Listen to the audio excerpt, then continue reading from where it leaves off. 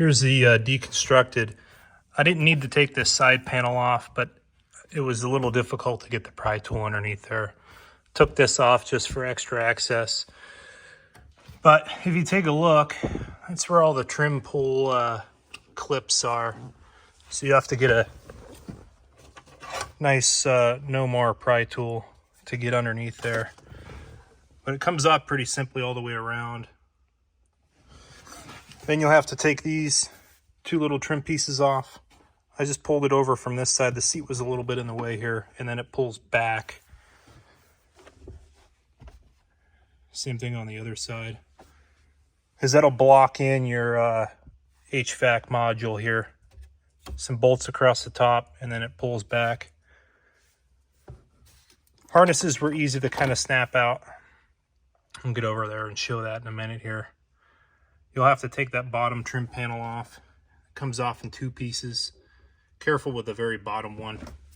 It kind of folds down. I'll show that as well when I put it back together here. And then as far as the steering wheel control module and the clock spring, it's all one piece. So that made it super easy. Doing this on my counter since I don't have a ton of garage space. But that's the new HVAC module put in there. The addition of the button is the old one. You can see there's just 5 bolts. What was tricky on getting this is there's a little snap tab here. So I had to get in with a pry tool to get that out. But it's pretty simple.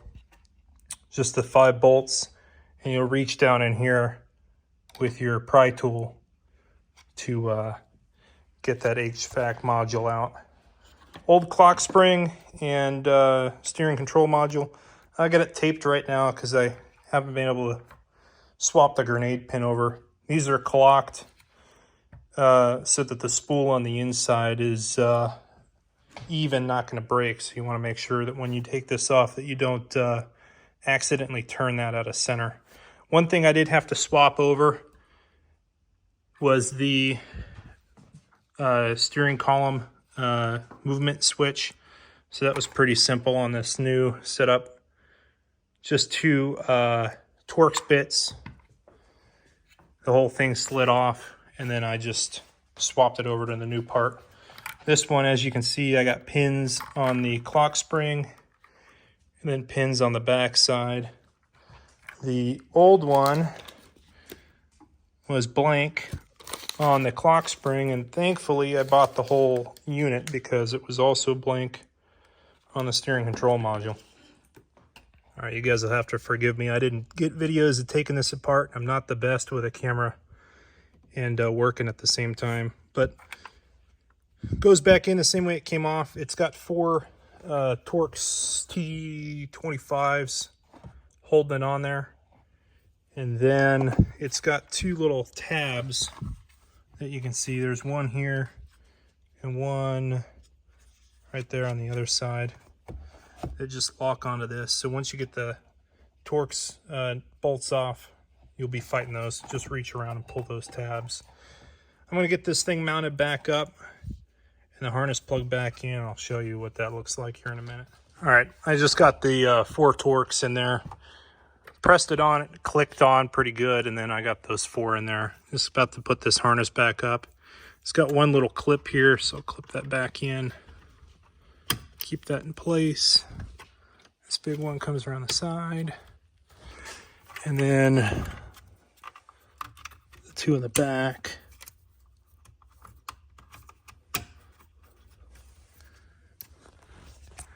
Nice and clean. I won't pull that grenade pin until I got the wheel back on. Then I can put that on the old clock spring. That's set up. I'll do the HVAC module next here. All right, I'm going to put all these control panels back in. New HVAC modules installed.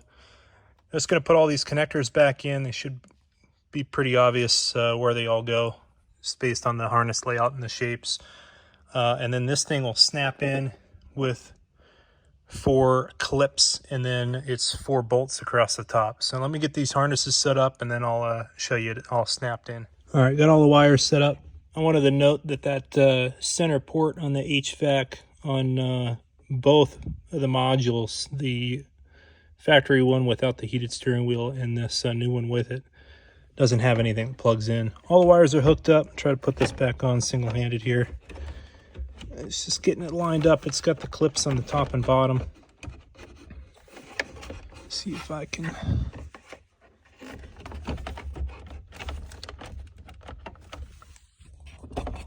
It's catching right there. There we go.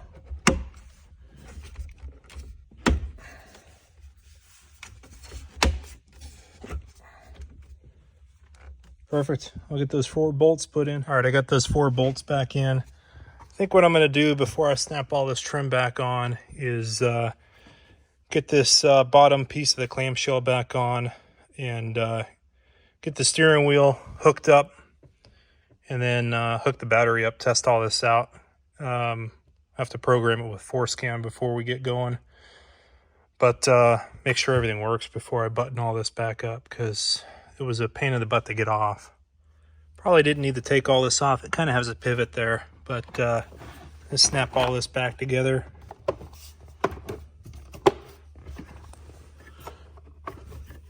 And then it's got 3 bolts on the bottom of it. Cool. I'll get those in and go get the wheel. Uh-oh. Come out of there.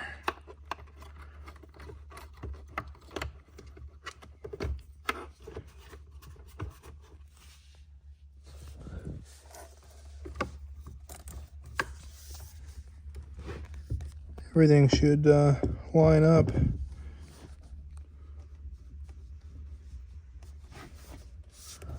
There we go.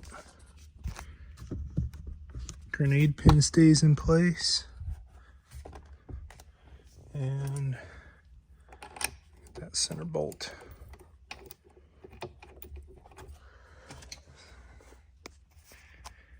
And in case you're wondering if you have a heated wheel or not, this is the actual plug that you would be missing if you didn't have the heated wheel. It runs out down to the bottom there.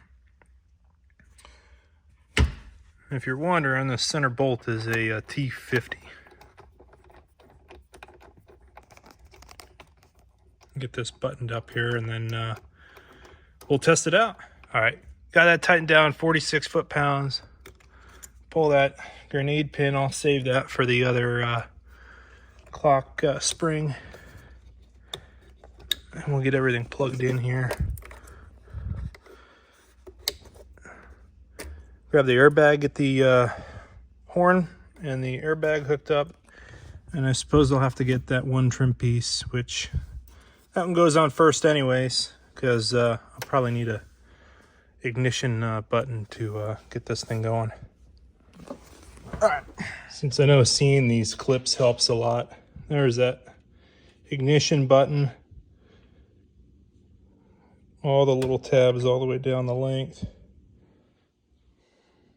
All right, I plugged that connector in, kind of loosely snap that trim piece in. This horn button, when you're taking it apart, you kind of got to get a screwdriver in this little piece here. There's not really a tab to pull, so gently pry, and these were a piece of cake. I just used a little screwdriver to pull these back, and then they just popped off.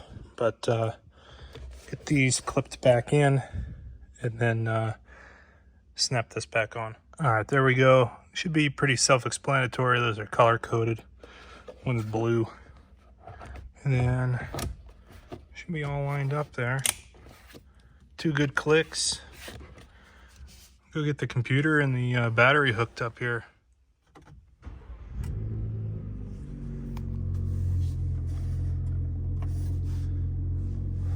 All buttoned up and it worked. Programming setup is pretty straightforward. They give you a spreadsheet for it. One gotcha is to make sure to save your stock module settings so your actual buttons continue to work. I made that mistake, so I had to pull that old steering column control module, plug it back in, save the values on ForceScan, and then write all to the new module, and then make the couple heated steering wheel changes on there. But Son works, getting hot like it should have came from the factory. Just snapping this stuff back together. Wanted to show you what the inside of this looked like. That way when you're pulling it off, you kind of have a reference. So slide forward and clip in. All right, figure I would end this off. Everything's put back, cleaned up. Good factory look. If anybody has any questions, feel free to shoot me a message, and I'll help you out any way I can. Sorry for the choppy video, but hopefully at least seeing it will help. But yeah, Boosted Grey Goose for the kit has everything you need. Even if you don't have the heated steering wheel, they sell those. And then luckily I had the harness all the way down to the BCM. Pin 15 was filled, so didn't need their harness, but they sell you one if you need it.